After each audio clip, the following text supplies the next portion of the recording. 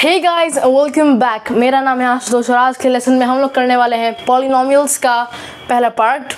बहुत दिनों बाद वीडियो बना रहा हूँ, जानता हूँ कुछ फैमिली फंक्शन में हम लोग बिजी थे इसीलिए वीडियो नहीं आ पा रही थी, लेकिन अब we are back to the track. आज हम लोग शुरू कर रहे हैं मैथ से। चलो समझते हैं आज हम लोग पॉलिनोमियल्स में क्या पढ़ने वाले हैं। पार्ट 1 है ये पॉलिनोमियल्स का, ठीक है। पार्ट 1 में हम लोग ज़्यादा कुछ नहीं पढ़ेंगे, हम लोग कुछ ऐसा पढ़ेंगे जो आप लोगों ने पहले भी पढ़ रखा है।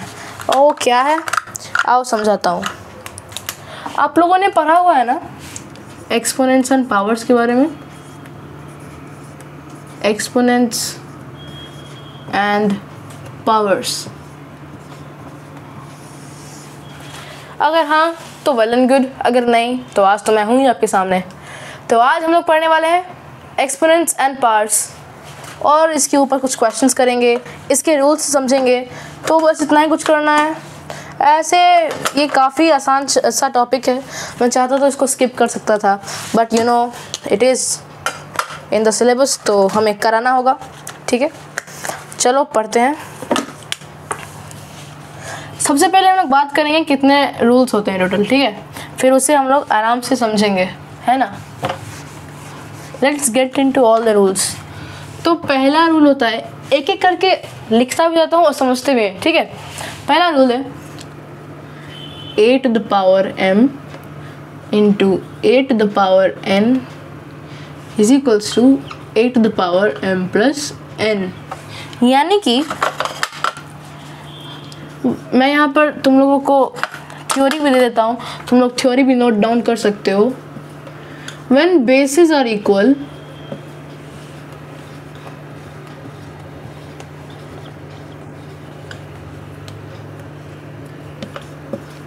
then the powers are added। But condition क्या है, ये ओनली वैलिड फॉर मल्टीप्लिकेशन। यानी कि this rule is only applicable for multiplication of any two digits और एनी टू इंटीजर्स। तो इसमें क्या कह रहा है, इसमें कह रहा है कि जब भी कोई मान लो बेस सेम, जैसे कि यहाँ पे a और a है, तो उसके ऊपर जो पावर होता है, इसमें मैंने m लिया है, इसमें मैंने n लिया है, तो जब a to the power m into a to the power n होता है तो a to the power m plus n बन जाता है, ठीक है। आओ इससे हम लोग एक एग्जाम्पल के थ्रू समझते हैं, ठीक है। एग्जाम्पल मैं यहाँ ले रहा हूँ, मान लो मैंने ले लिया 2 to the power 1 into 2 to the power 2, ठीक है। पहले इसको ऐसे हम लोग सॉल्व कर लेते हैं। 2 to the power 1 2 ही रहेगा, 2 to the power 2 4 रहेगा, 4 इंटू 2 करोगे 8 आएगा, है ना। अब इस रूल की तरह इसको समझते हैं। इस यहाँ पे पावर 1 है, यहाँ पे पावर 2 है, बेस दोनों का 2 है, यानी कि बेस क्या है, सेम है। तो अगर इस तरीके से हम लोग करें, यानी कि 2 to the power 1 into 2 to the power 2 is equals to 2 to the power 1 plus 2 which is equals to 2 to the power 3।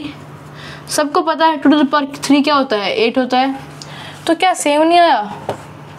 बस मैं यही समझाना चाहता था कि कैसे ये रूल काम करता है और क्या इसके लिए कंडीशन होते हैं। And bases are equal and the powers are different and only applicable for multiplication of any two integers.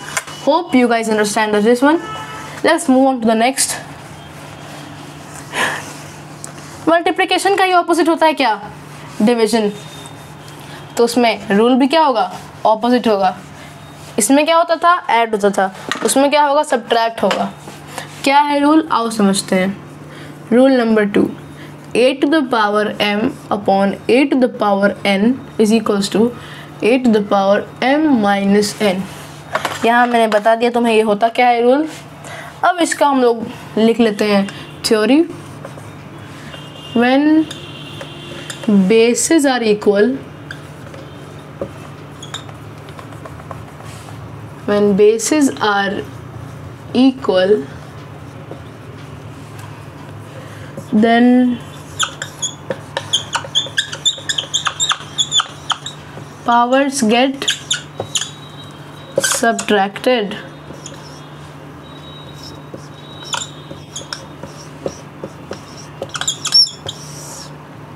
I hope आपको ये चीज़ समझ में आई होगी कि जब भी कोई पावर डिफरेंट होता है, बेस इक्वल होता है, यहाँ मैंने a और a लिया है, a to the power m divided by a to the power n is equals to a to the power m minus n, जो यहाँ मैंने लिखा है कि सब्ट्रैक्ट हो जाता है पावर। और ये कब एप्लीकेबल है? Only for division. क्या? डिवीजन के लिए ही पॉसिबल है।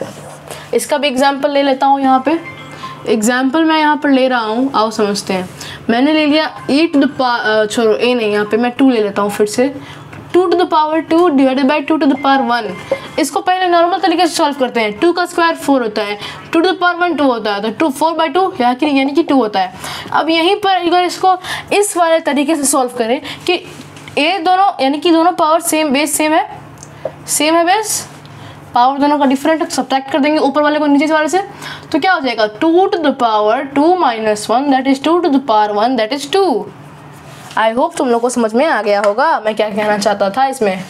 ठीक है, नेक्स्ट अब हम लोग बढ़ेंगे अगले रूल की तरफ। कोई गेस करना चाहेगा अगला रूल क्या लूँ मैं? ऐसे रूल्स काफ़ी सारे हैं, रूल्स तो क्वेश्चन बनाओगे समझ में आते रहेंगे। ये कुछ फंडामेंटल रूल्स मैं आज के वीडियो में बताऊंगा, ठीक है? तो ऐसा मत बोलना कि भाई इसने कोई छोड़ दिया, कोई नहीं बनाया, ठीक है? मैं वही बताऊंगा जो सबसे फंडामेंटल होते हैं, ठीक है? So don't worry, as much as you solve questions the better you will get at the topics, ठीक है?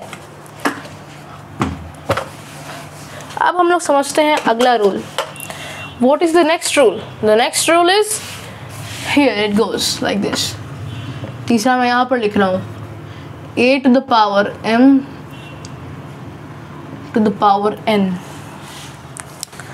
यहाँ पे समझो बात को।